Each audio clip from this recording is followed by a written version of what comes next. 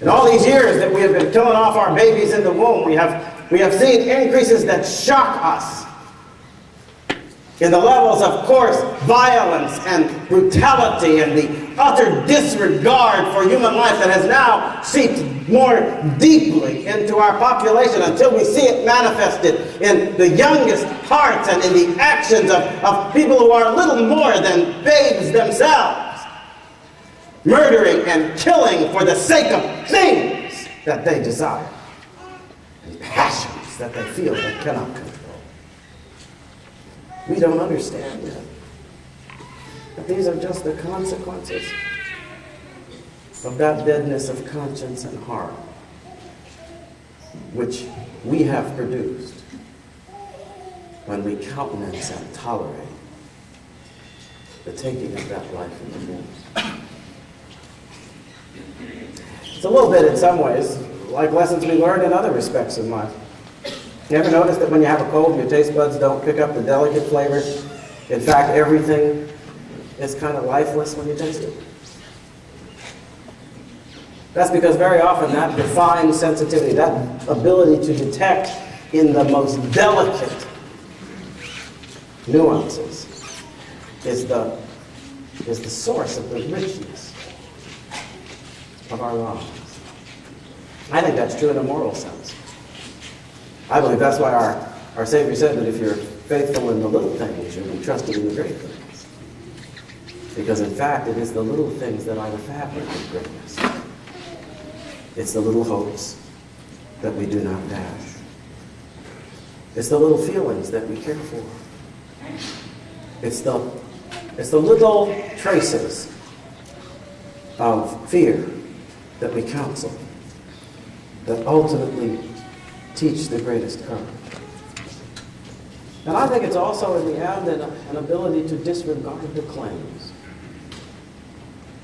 of those who seem to have so little claim upon our care that produces hearts capable of the greatest evils.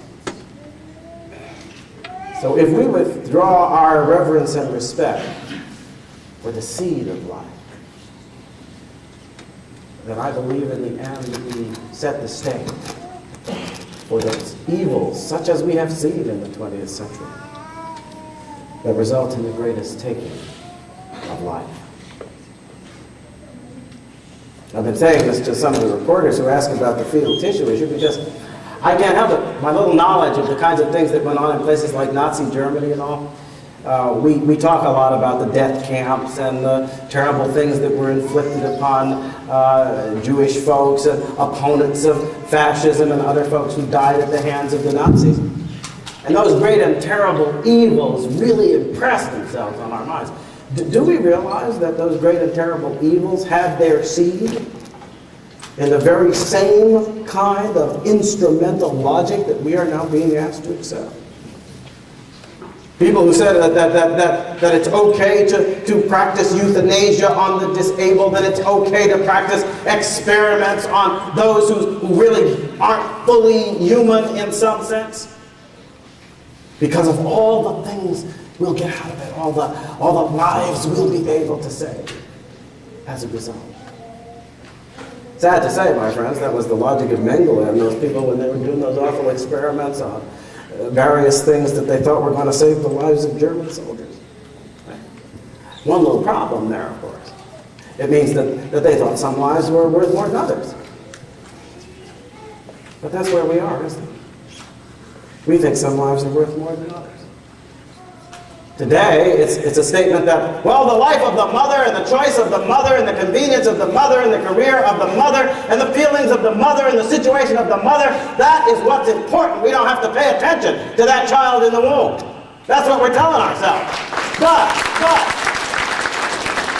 don't we understand that once we have withdrawn from that fundamental principle of moral equality, today, we deny the equality of that babe in the womb. Tomorrow, they will deny the equality of your gray hair and your low performance and somebody else's failure to live up to their standards of what is great and beautiful. It is the way it has always been. It's the way it's always been. And if we care about that justice which avoids the greatest atrocities, then we ought to care to preserve that sense of moral equality, which does not promise that everybody's going to have the same things and enjoy the same homes and drive the same cars. It just promises that everybody is going to be treated with the same respect. That we can do, whatever the condition. And that we ought to do. And not only here amongst ourselves, but in that equation of moral purpose that puts the future in the balance against our present hopes and desires. There too. And lately, I've been thinking hard about this because some folks have tried to pretend that when we speak of our great declaration principles, we're talking about something that's kind of there like an exhortation to be good, but it doesn't have anything to do with our laws and Constitution.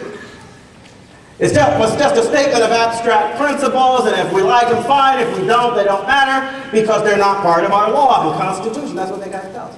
Now, I would like to remind you, in case you didn't realize this, that that's a lie, by the way.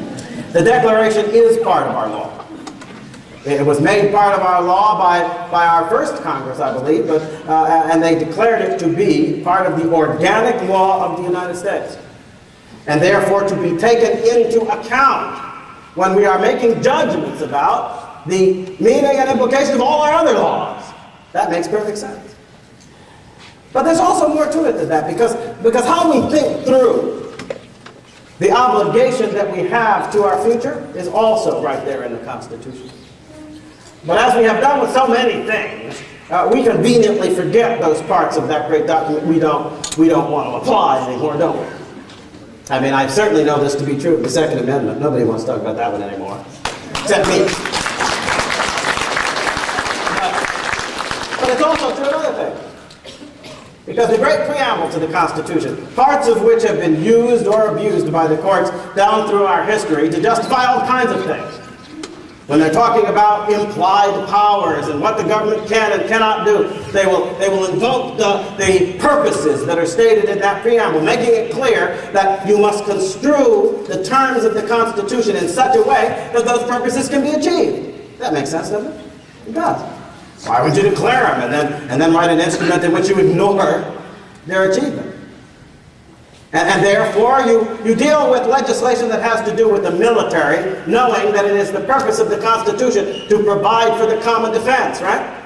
You deal with those issues that arise in which we are trying to promote overall the security and peace and prosperity of the country, because we are supposed to work together to promote the general welfare. These are phrases that have rung down through our history, in our courts, in the reasoning of our law, and they have been taken seriously because they precisely indicate what are the goals and the purposes of this frame of government under which we live. But it seems that in some ways, in recent years, we've forgotten one. Or at least we have been unwilling to consider its implications. Because the culminating goal and purpose that is stated in that preamble to the Constitution is, to secure the blessings of liberty. We always like that part. To ourselves. I'm sure we're happy with that. And our posterity. That's the part we've forgotten about for these 30 and 40 years. Because it seems to me, as far as I can tell, and that word posterity, it means those who will come after us. A phrase that was often used by our founders with respect to it was generations yet unborn. That seems pretty clear, doesn't it? So when people tell you the unborn aren't mentioned in the Constitution, you tell them they lie. And not only are they mentioned, but those who aren't here yet, the folks, some of whom won't be walking the streets until 2050, and others of whom will come along in 2010, and some of whom lie asleep right now, but won't cry out their presence for another few months. All of them are posterity. They are all of them the generations yet unborn.